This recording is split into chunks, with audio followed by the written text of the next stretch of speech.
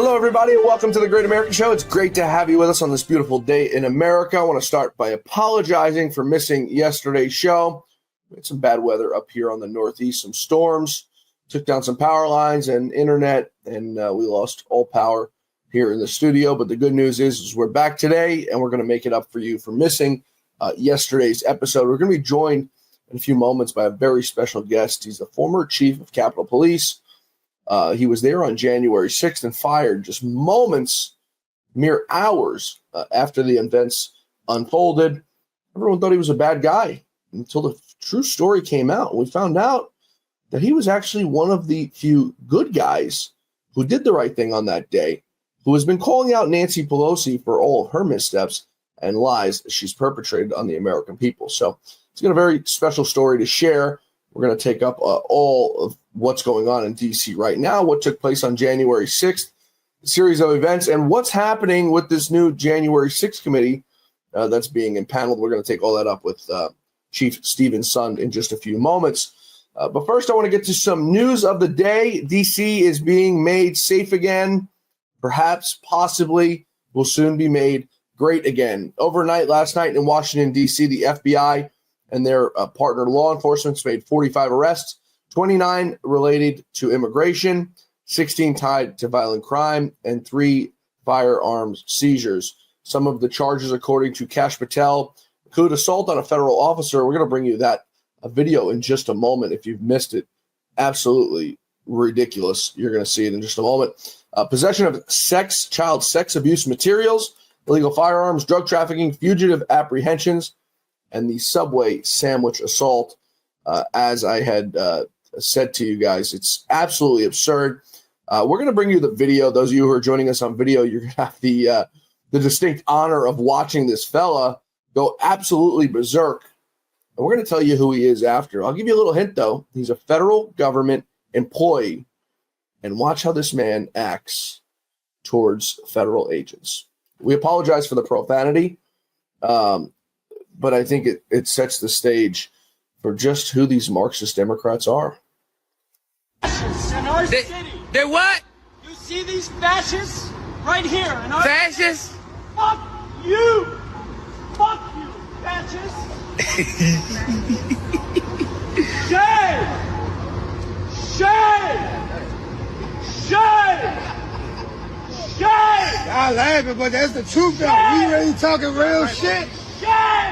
Y'all need to do some background studying about the Federal Bar Association. They for the man.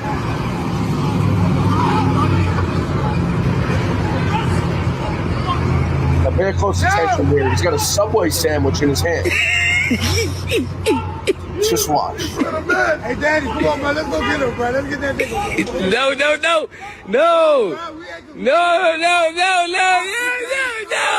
You don't got me Superman. No.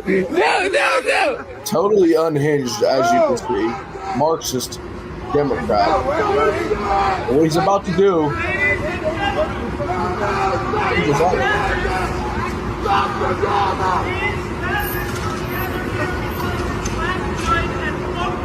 Little blue.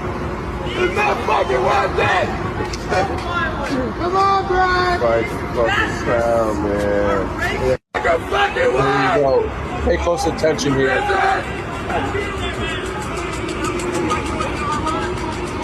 Motherfucker! Oh! It's fucking gun. Fucking gun. And it appears that was the end of the night for that fella. As you saw there, those of you who are joining us on video, took his Subway sandwich and hurled it at the federal officer in the chest. So what happens to him now, you may ask? Well, he's been charged with a felony for throwing that sandwich at the federal agent. He's now been identified as a Department of Justice attorney. That's right. Sean Charles Dunn is his name. He's a federal government employee. Imagine that. A federal government employee. A DOJ trial attorney at that. So a man who knows the law, 37 years old, by the way, a man who knows the law, but decided to break it. So I guess now he'll be thrown the book and he'll be on the other side of the table and see what happens to criminals like himself. It's absolutely berserk and absurd that this is what it's come to in this country. This is what Washington, D.C. has come to. This is the absurdity that we have to deal with because of people like that who just can't help themselves. Absolute imbeciles. Total imbeciles. President Trump was asked this week about D.C. statehood. How do you feel about Mayor Bowser's level of cooperation and her choosing to advocate for D.C. statehood right now? And well, the statehood, let me do that one. Okay. Statehood is ridiculous. We want to straighten the place out. Statehood's ridiculous. It's unacceptable. It's the Democrats want it because the Democrats have, about 95% in this little area. Even I didn't get it very much. They want that. They want to pick up 2 senators, and it's not going to happen. It's not going to happen. And that's the least of the reasons why, by the way, but that's one of the reasons why. What we want to do is make Washington, D.C., the greatest, most beautiful, safest capital anywhere in the world, and that's going to happen. I mentioned the word bones before. The bones here, the bones, we have the greatest bones. When you look at that. So President Trump, obviously not in favor of D.C. statehood as the Marxist Dems, is just going to use it as a tool to try to get their Senate seats and congressional seats. He was also asked about this 30-day emergency proclamation and which he has D.C. under federal control. Take a listen. Your federalization of the police has a 30-day limit unless Congress acts to extend it. Are you talking to Congress about extending it, or do you believe 30 days is sufficient? Well, if it's a national emergency, we can do it without Congress, but we expect to be to Congress before Congress very quickly. And again, we think the Democrats will not do anything to stop crime, but we think the Republicans will do it almost unanimously. So we're going to need a crime bill that we're going to be putting in. And it's going to pertain initially to D.C. We're going to use it as a very positive example. And we're going to be asking for extensions on that, long-term extensions, because you can't have 30 days. 30 days that's by the time you do it. We're going to have this in good shape. And don't forget, in the border, everyone said it would take years and you'd have to go back to Congress. I never went to Congress for anything. I just said, close the border. And they closed the border. And that was the end of it. I didn't go back to Congress. We're going to do this very quickly, but we're going to want extensions. I don't want to call national emergency. If I have to, I will. But I think the Republicans in Congress will approve this pretty much unanimously. President Trump doing the Lord's work, making America great again, making D.C. great again. A live look just moments ago, Washington, D.C. Bulldozers were out, and they've already started cleaning up the homeless encampments across the city. As you can see, the bulldozer doing its job and doing the bulldozer, cleaning up the parks and the various homeless encampments that are stationed around Washington, D.C. People shouldn't have to put up with this. The nation's capital, no less. Trash everywhere, garbage everywhere, homeless people, drug addicts. Home to the most powerful politicians in the world. And this is what we're faced with. This is the garbage that we have to face under Marxist Dem rule. So, by the way, also the D.C. police are now cooperating with ICE agents to bring justice and bring in any illegal aliens in the city of Washington, D.C. Now, President Trump, with this move, is putting other states, other cities on notice. Attorney General Pam Bondi is set to revoke federal funding for California through President Trump if Governor Newsom refuses to end his state's sanctuary policy for illegal aliens. Now, California is a whole mess of its own. Karen Bass, who's perhaps one of the worst mayors in America, she can't seem to understand why President Trump would send in the National Guard, why he would send in the Army We're such a safe city. You don't deploy the armed forces because of people's feelings. That is just inappropriate. If the statistics say that crime is down, then why would you do that because people feel afraid? Now, I deal with that all the time, and I try to address people's feelings. I don't think you just shove statistics in folks, but you do other things to make them feel safe. You don't use the military to help people feel better. Is she an idiot or is she just dumb?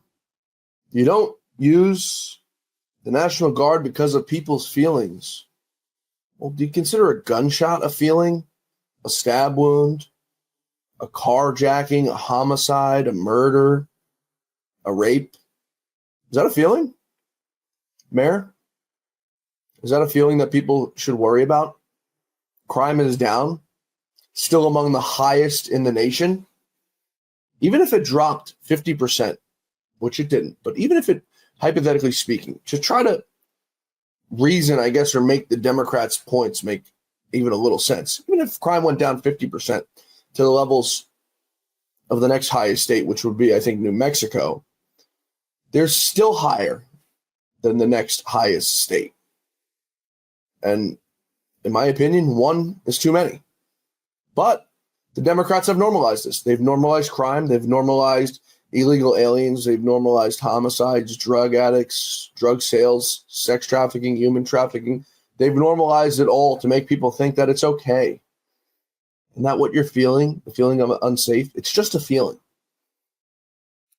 Nothing more, nothing less. As I said, folks, in just a few moments on the other side of this quick break, very quick break, we're going to be joined by the former Chief of Capitol Police, Stephen Sund. He also spent 25 years in the D.C. Metropolitan Police Department. So he knows that city all too well. We're going to get his story about January 6th. What happened on that day? His calls, his cries for help. Nancy Pelosi's denial of help. His time spent in Washington, D.C. Him being fired just moments after January 6th unfolded. A rogue January 6th committee. And how President Trump is going to make Washington, D.C. great once again. He joins us on the other side of this quick break, folks. Please stay with us. We're coming right back, I promise. You're still looking good. I'm still feeling good. You know, I've got all your MyPillow products. Mattress topper, bed sheets, MyPillows, towels, slippers, blankets. I'm interrupting this commercial to do something I've never done before. Get 2 MyPillows absolutely free on orders of $100 or more. I can't do this forever, so get on board with this great sale today. Our best-selling 6-piece bath towel sets or kitchen towel sets, just $29.98. Our famous standard MyPillows only $14.98. Queens $18.98. King size only $1 more. Body pillows $29.98. Multi-use MyPillow 2.0s with pillowcase $9.98. Save $40 on our Spring Percale and Giza Dream bedsheet sets. Any size, any color. So go to MyPillow.com or call that number on your screen. Use your promo code to save up to 80% on all MyPillow products. And when you spend $100 or more, get 2 standard MyPillows absolutely free. Chief Sund, it's a delight to have you on the show. We're 4.5 years in the past of January 6th, and as we said before the show, it's the gift that keeps on giving. The Democrats can't seem to get away from it. Nancy Pelosi putting out a tweet the other day, which just like good old Nancy does, stoking the fire. Donald Trump delayed deploying the National Guard on January 6th when our capital was under violent attack and the lives were at stake. Now he's activating the D.C. Guard to distract from his incompetence, mishandling of tariffs, healthcare, education, and immigration, just to name a few blunders. And you had to come back at Nancy and hit her with, I guess, what you can call a fact check and letting her know, ma'am, it's long past last time to be honest with the American people. On January 3rd, I requested a National Guard's assistant, but your sergeant at arms denied it. Under federal law, I was prohibited from calling them in without specific approval. That same day, Carol Corbin at the Pentagon offered National Guard support, but I was forced to decline it because I lacked the legal authority. On January 6th, while the Capitol was under attack, and despite my repeated calls, your sergeant at arms again denied my urgent request for over 70 agonizing minutes, running it up the chain, quote, for your approval. When I needed your assistance, it was denied. Yet when I suited up, you offered fencing topped with, I can't even say it, concertina wire, and surrounded the Capitol with thousands of armed National Guard troops. Chief, what is it? Is it just a show again from Nancy Pelosi? What is with these people? They can't seem to get their heads out of January 6th. They wanted the National Guard there on January 6th, supposedly. They didn't. Now Donald Trump sent it in. They don't want it. Which one is it? Yeah, it's amazing that she keeps saying this. She said it before, and I've had to correct her before. I have my facts straight. I'm a cop. I keep really good notes. I've turned over all my notes, my phone records, my video transcripts from day one, and I fought to testify. And my story has not changed in those 4.5 years. And I'll tell you, I'm not looking to get into a public battle with the former speaker. I'm just looking to set the record straight. And judging by the numbers of views and comments that's gotten, people want to know the truth. And the truth is, I had sought National Guard support days in advance of January 6th and was denied, just like you had read. Those are the facts. I was denied twice. I'm required by federal law to US 1970 to request that permission of the Capitol Police Board. I did, denied twice. Denied for over 71 minutes on January 6th while we're under attack. And the interesting thing is, a year after January 6th, December 2021, Congress changed that law. So if you go in and look at it, you'll see it's been changed. And it now allows the chief of police unilateral authority to call in the National Guard if they need it in an emergency. So they've acknowledged the issue, but she just doesn't want to acknowledge it publicly.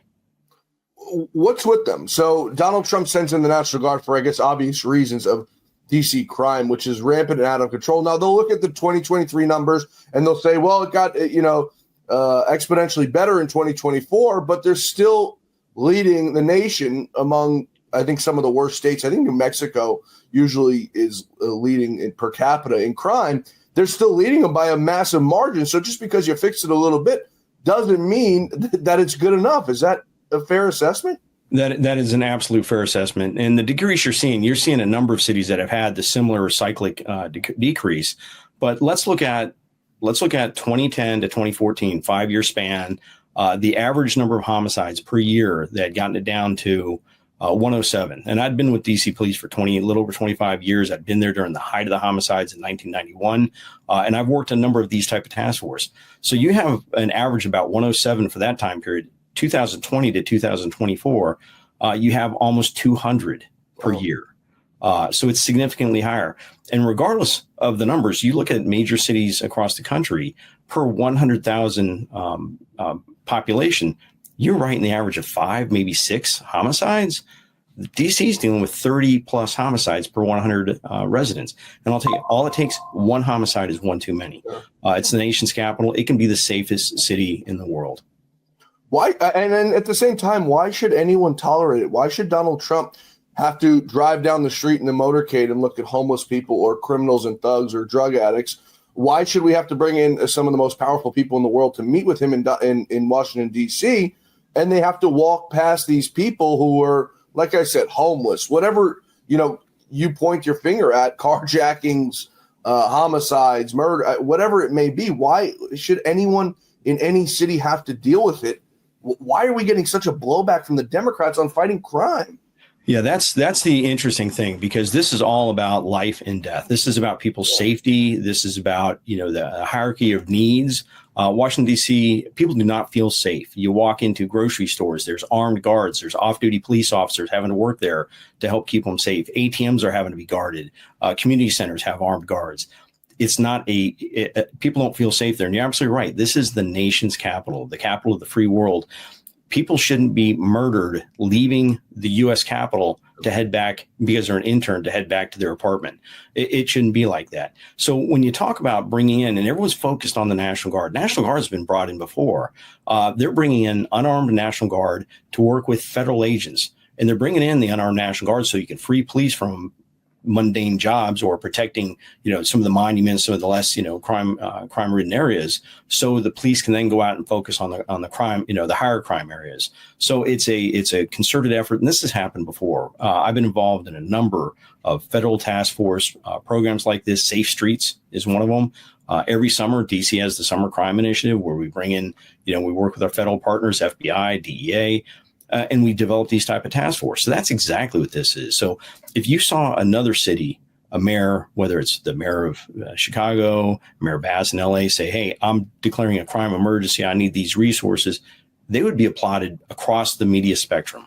But it's not the case. It's only because this came from the president and the president named Trump. So everyone now jumps on it. It's life and death. I've talked to DC police officers. I've talked to residents down in DC. They all appreciate it. DC police are almost 1,000 officers short.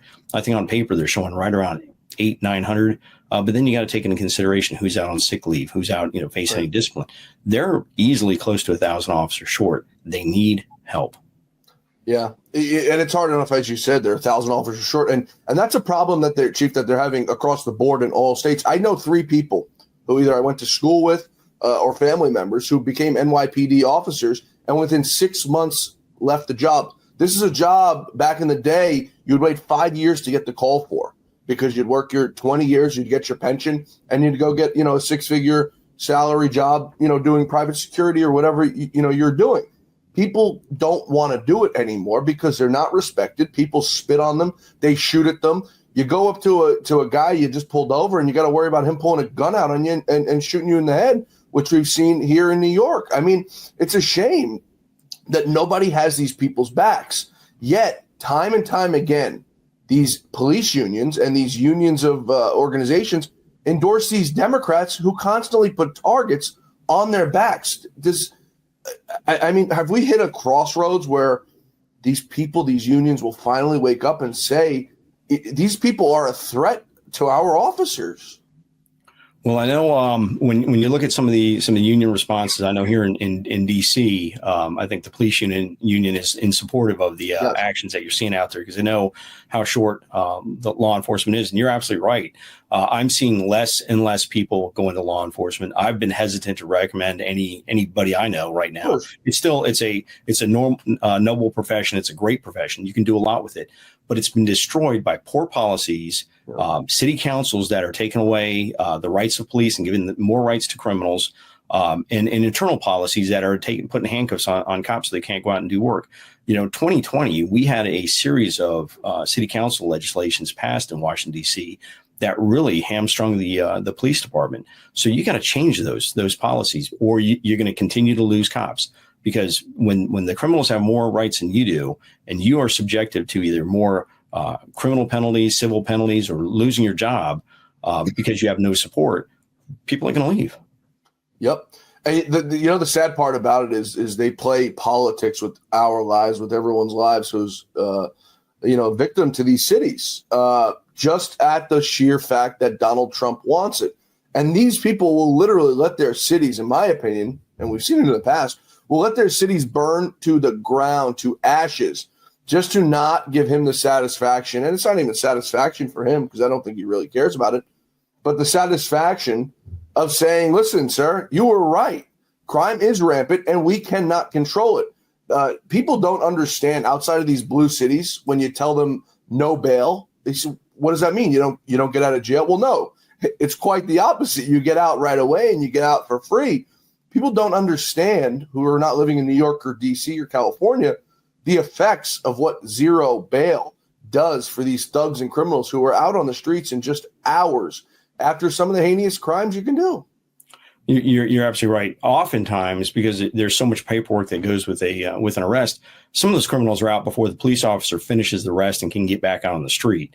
But you're absolutely right. And really, a lot of the problems that we're seeing in Washington, D.C. goes back to some of the juvenile policies, the juvenile crime enforcement, the second chance policies, the youth rehabilitation policies that are out there, because we're seeing carjackings through the roof. We had some young and teenage girls kill an Uber driver and laugh about it because they don't feel there's any penalties. And there's not. Right now, they get a slap on the wrist. If you don't start correcting issues with your younger generations, you're going to have it. This is what develops. I mean, any parent's going to tell you, if you don't instill discipline into your child, you're going to end up with problem later in life. We're human beings. I mean, I understand we've all done stupid things when we were younger. And I think there's a level on stupid. I think throwing an egg up here in New York when we were kids, mischief night, you throw toilet paper on people's houses and eggs. Okay, that's something you get a slap on the wrist for. But when you're a 17-year-old kid and you're walking into an Uber with a gun, I don't think that deserves to be charged as a minor. I don't consider that a mistake because that's a life-changing activity that you're about to commit or that you've already committed. How do these people not see it? But someone who's just a layman to it can see like there's something wrong here and it needs to change. The problem you have is you have some of these maybe special interest groups that are pushing some of the city council to turn to implement some of these policies. And that's where this begins to go south. They're not paying attention to their citizens. They're not paying attention to the crime victims to see what needs to be done to change this. In Washington, D.C., you talk to a number of citizens there, a number of them are very happy. You have some coming out, and there are some groups that are out there starting to protest against the cops doing it. These people are out there trying to keep your neighborhood safe. That makes no sense that they'd be doing that. And I can tell you right now, if this was an initiative that just came from Mayor Muriel Bowser, they wouldn't be out there protesting the cops. Yeah, and they get away with it. I hear every day about the products you all wish MyPillow carried. Well, guess what? We probably do. Slippers, bathrobes, pet beds, blankets, mattresses, sleepwear, loungewear, duvets, comforters, pot holders, aprons, oven mitts, and so much more. And they're all on sale. For example, get our best-selling standard MyPillows for only $14.98. Body pillows, $29.98. 6-piece bath towels or kitchen towel sets, just $29.98. Multi-use MyPillow 2.0s with pillowcase, $9.98. Save $40 on our Spring Percale and Giza Dream bedsheet sets. Any size, any color, and so much more. So go to MyPillow.com or call the number on your screen. Use your promo code to save up to 80% on all MyPillow products. And I've never done this before. When you spend $100 or more, you're going to get 2 standard MyPillows absolutely free. I want to go back to January 6th a little bit because I've just able to find and pull up Julie Kelly, who does, I think, a terrific job of the January 6th events. So I've got the timeline here. I want to try to pull it up here for the audience so they can follow along with us to show them exactly what you're talking about because the Democrats, Nancy Pelosi, these people have a very tough time with the truth. But there's one problem. When you bring receipts, it's hard to deny the truth. And it seems you're the one who really benefits here because there is receipts here. Let's get it up here.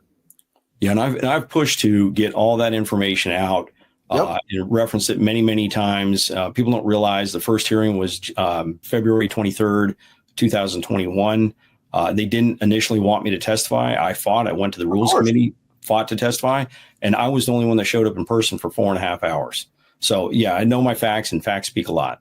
So here we go. Let's just run through this because this is January 3rd, 2021, and you dispute this if you think these facts are incorrect. 9/24 on January 3rd. Now, this is more than 3 days before January 6th, being 9/24. I think the events unfolded around the afternoon of January 12:53 to be exact. Yep. Okay. United States Capitol Police Chief Stephen Sutton, that happens to be you, made his first request for the D.C. National Guard to house Sergeant-at-Arms Paul Irving. Irving told Sutton, quote, he doesn't like the optics of that and directed Sutton to consult with the Senate Sergeant-at-Arms, Michael Stenger. Afterwards, Irving immediately called Stenger to advise him of Sutton's request, insisting they come up with another plan. Irving told Stenger that he will never get this by Pelosi. What does that mean? So Irving worked specifically for Pelosi. He was approved for the position, I think recommended for the position and voted in at Pelosi's behest. He wouldn't make a decision without her approval. And if you look at the law to U.S. 1970, it requires that the Capitol Police Board get leadership consent on any federal resources that are being brought in. So we knew he was going to have to run this up the chain, and he felt that he wasn't going to get it through, get it past her. And I suspect that was because of some of her comments when the federal agents and the National Guard was rolled out onto the streets of a number of American cities during the 2020 mostly peaceful protests, that she referred to them as stormtroopers. So I think he was very concerned about what she would feel that the look of it would be. So he denied me, sent me over to Stenger, and Stenger denied me. But I'll let you go through the timeline. So then later on in that day, you brought the D.C. National Guard request to Stenger. Stenger asked Sund if he could unofficially inquire with Walker. That to me sounds like they don't want it in writing. You're absolutely right about that. I know exactly how that works. And Walker, just so your viewers are aware, Walker was the commanding general of the D.C. National Guard, somebody I've known for a while. And he's also testified supporting all my facts. So then around noon that day, just a few hours later, Sund met with U.S. Capitol Police Head of Protective Services Bureau Sean Gallagher at the U.S. CP headquarters. Gallagher advised Sund that he had received a call from Carol Corbin, Program Director at the Department of Defense, who wanted to know if they'd be requesting the National Guard. Now, you've already requested it from them, so they should already know this. After having his request denied by Irving and Stenger, Sund asked Gallagher to tell Corbin, thank you, but this time we will not be requesting the National Guard. What does that mean? What that means is, again, by law, I cannot make that request. Actually, that request is supposed to come from the Capitol Police Board, but nonetheless, that request cannot be made by federal law to U.S. 1970 without Capitol Police Board approval. So when Mike Stenger and Paul Irving, two of the three voting members of the Capitol Police Board, denied my request, it wasn't approved. So it had to be denied, the offer from the Pentagon. And the other thing people don't realize is it's not like if DC was a state, the governor could send them up to the Capitol, or the mayor or somebody could send them. They really have to receive permission from Capitol leadership and the Capitol Police Board to come onto Capitol grounds. It's part of the separation of powers, stuff like that with the legislative and executive branch. And that's why it's there. But they wouldn't give me approval, so I had to deny the request from the Pentagon on the 3rd.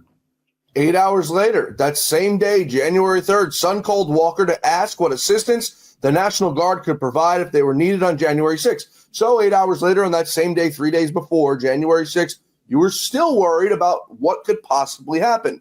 Sund told Walker that he did not have the approved declaration of emergency from the Capitol Police Board to make the request, and that he was specifically asked to inquire unofficially so that he could lean forward on the request. So now later on in that day, still not heeding any warnings, don't really care to worry. Fast forward now 2 days, 10 a.m. on January 5th. Sund advised Irvin of his conversation with Walker, telling him that Walker had assured him that the National Guard would be prepared to repurpose 125 troops and send them once Walker notified the Secretary of Arms, Ryan McCarthy. Capitol Police would need to send someone over to the armory to swear them in, blah, blah, blah, blah, blah. Still, now this is the day before, still no approval, though, of the National Guard. Is that right? That is correct. So how do we get to the situation that it keeps going up and down, unofficial, official? Who ultimately is the one to keep denying this request? So for me, it has to go to the Capitol Police Board, the two sergeant arms. They're my gatekeepers to any information. I don't have direct access to the leadership, up to Pelosi. Paul Irving kept very tight reins on that. So for me, it has to go to the Capitol Police Board. The Capitol Police Board then have to run the traps up through their officials. So the big question there is, what communications was Mr. Irving having with Speaker Pelosi at the time to really determine what was going on? What communications did he have with her? And what's sad is the January 6th Select Committee under Chairman Benny Thompson had made it and stated Speaker Pelosi and all her records were off limits. So, we never got to see that. We never got to see what communications were happening either before January 3rd or before January 6th or even on January 6th while it was happening. And I know we're going to get into that timeline soon.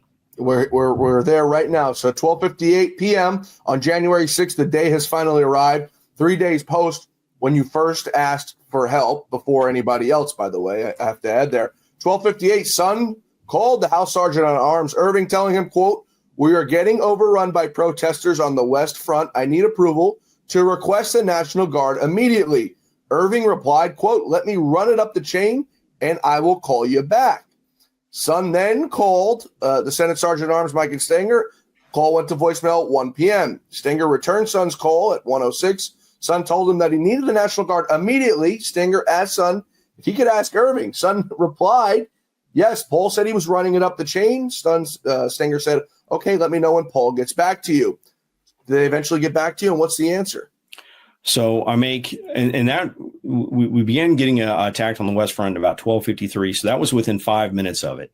I made 11 repeated calls to Mr. Irving trying to get approval. And what people don't realize, let me just set the kind of the imagery.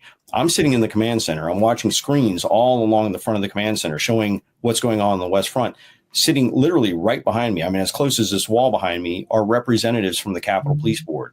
One from Paul Irving's office, one from Mike Stinger's office, and one from the architect of the Capitol's office, all watching the same thing I'm seeing and hearing the same thing I'm doing. So they're all aware of the calls and the repeated calls going in. 11 calls, 71 minutes later at 2:09 p.m. did Paul Irving finally give me approval to bring in federal resources. 4 minutes, I'm sorry, 5 minutes later, we have the first window of the Capitol broken, and then people start climbing into the Capitol. 2:01, Son called Irving. Irving told Son, give him a couple more minutes. And now this is 2 hours later in a clearly, I guess, a dire situation. It was so dire that the Democrats impaneled this whole January 6th committee to get to the bottom of it. But it seems they never got to the bottom of it because these records, I think, exonerate you and just about everybody else who was somehow implicated in this nonsense. So at 2:08 p.m. on that day, Son called Irving again and was informed that the Capitol Police Board formally approved the request for the D.C. National Guard. 3 days later, more than 3 days later, 3 days and a few hours later, after the events had unfolded, they finally approved the National Guard. I mean, that's mind-blowing to me.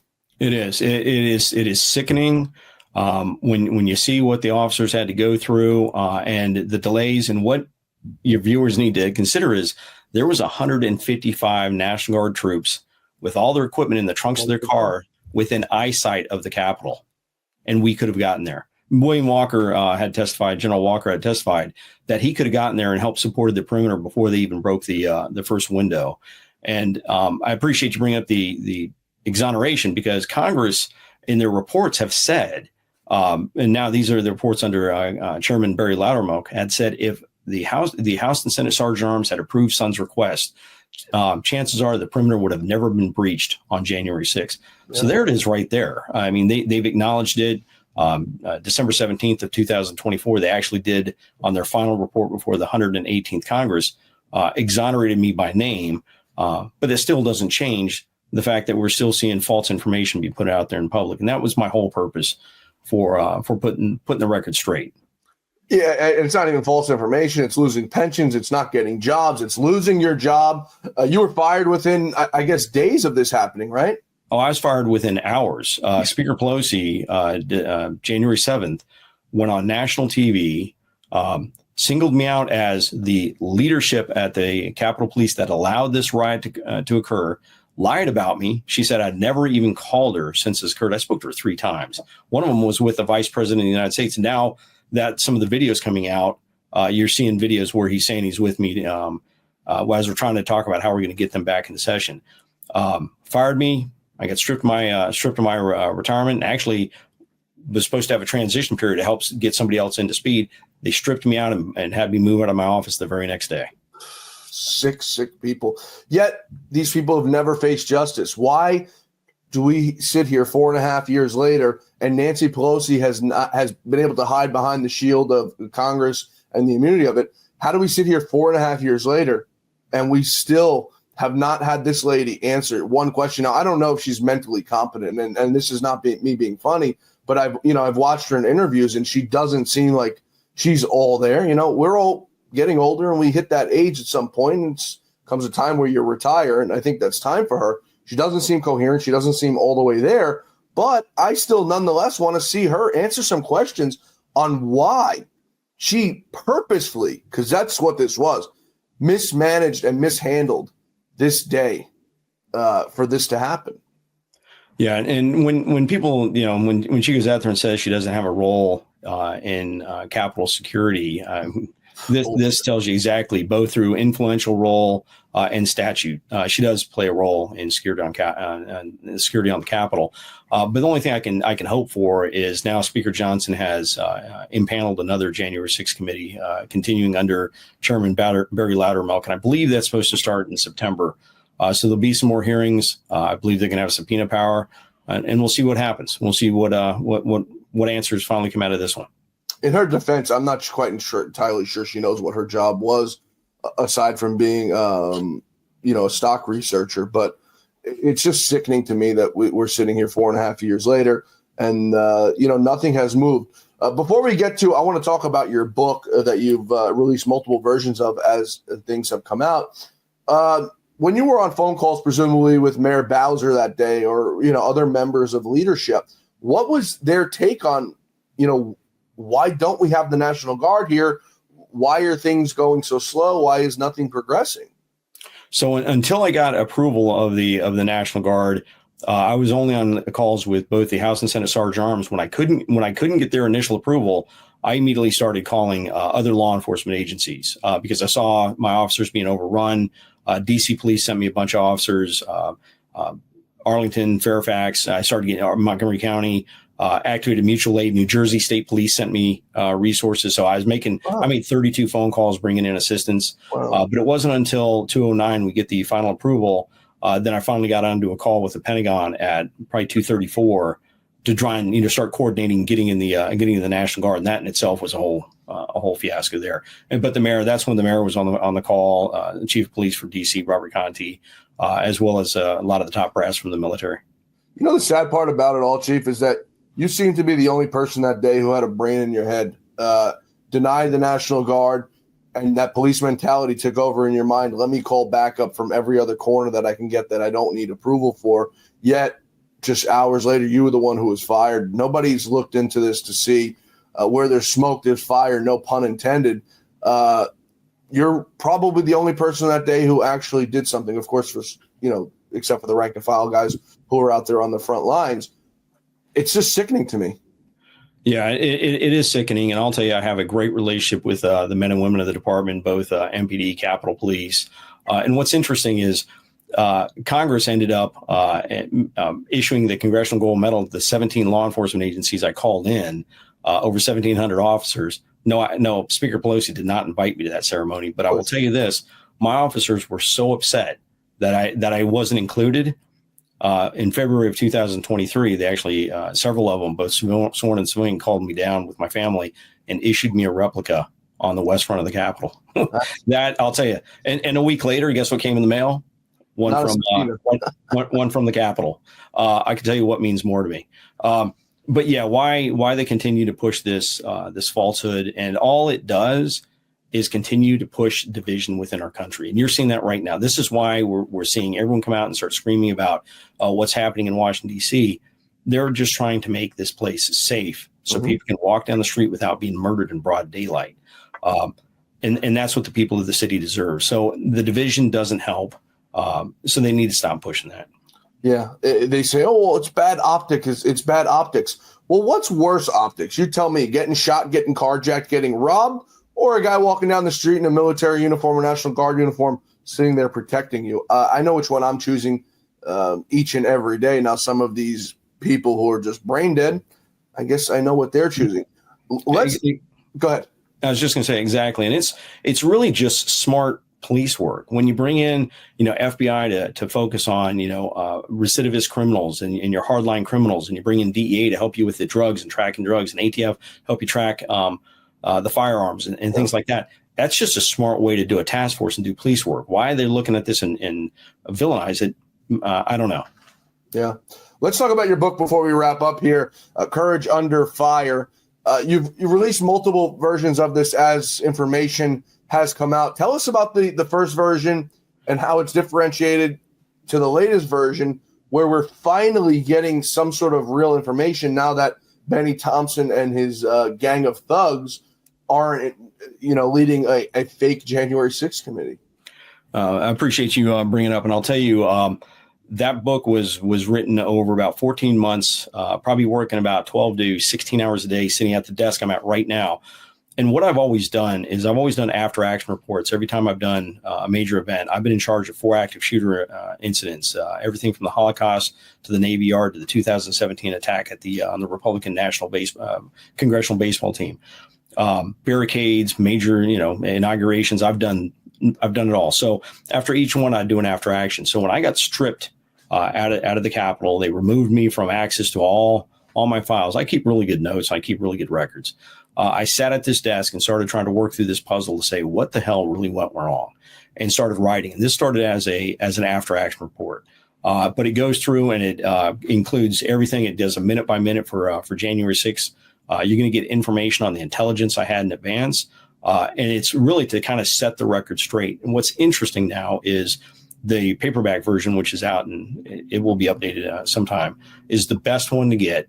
It's going to be the most informative. But even now, Congress has been using that, and Chairman Loudermilk actually referred to it as the definitive after action for January 6th, because it provides the facts. It's not. I don't take a political slant when I go into it. I'd write like I policed, just the facts. It doesn't matter to me what your political leaning is. It shouldn't matter to you what mine are. When I'm trying to provide a service, you should be treated with respect and proper service every time. So that's how I wrote it, and it's fact based. It's going to give you all the information. It's going to tell you exactly what went on. It's going to include, it's gotten a pretty good response. It's actually a number of universities have used it as a textbooks now. Awesome. I never expected that. If somebody asked me 5 years ago, "Hey, you going to write a book?" I would have said no. For anyone who hasn't written a book, I unfortunately got tasked with writing a part of the last book that the great Lou Dobbs put out before he passed away, The Trump Century. For anyone who hasn't written a book, it's a lot of hair pulling. It's a lot of gray hairs, I think, that are somewhere in my head, because it's not always as peaceful as it seems. Chief Stevenson, it was a delight to talk to you today. Amazon.com, I guess, is the best place, right, where they can go out and get that book? Yeah, Amazon.com. And again, I just make sure you get the paperback. And I'll tell you, even if from our discussion, well, we've been talking about this 30 minutes, you think you know what went on January 6th? You've got no idea. There's still so many things that are coming out, and that I talk about in the book, that when you put it all together, it was a fiasco. Yeah, and I mean it. But when I say to you, I have a higher respect for you now than I've ever had. And I truly mean it when I say you seem like the only person who had a brain on that day. All those other numbskulls, let me push it up the chain. Let me push it down the chain. I understand some of these people, your friends, but you were the one who got the raw deal when you really shouldn't have. You were the one who was trying to do the right thing 3 days before the events happened, yet you were the one who was given the raw deal, and nobody's run to your defense to say, this man needs his pension back. This man needs a job back.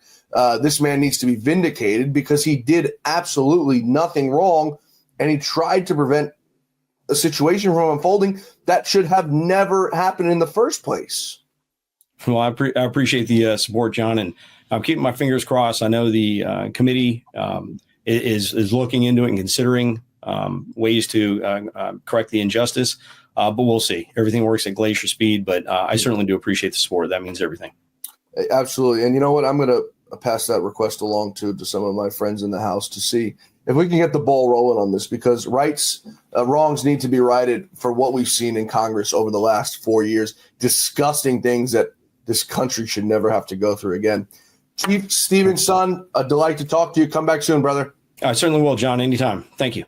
Thanks to former Chief of Capitol Police Stevenson. Again, that book is Courage Under Fire, the definitive account from inside the Capitol, available on Amazon, wherever you guys get your books. We'll put the link to get that book in the bio of this episode if you guys are interested in reading it. We highly recommend it to you. As I said, one of, I think, the few people who had a brain on that day, on January 6th, to do the right thing when you had so many people apparently doing the wrong thing. Please be sure to join us back here tomorrow, folks, for the Great America Show, where the quest for truth, justice, and the American way continues against all odds, against all enemies, and all haters. We'll see you back here tomorrow, same time, same place. Until then, may God bless you, may God bless America, and may God bless the great Lou Dobbs. Have a great night, everybody.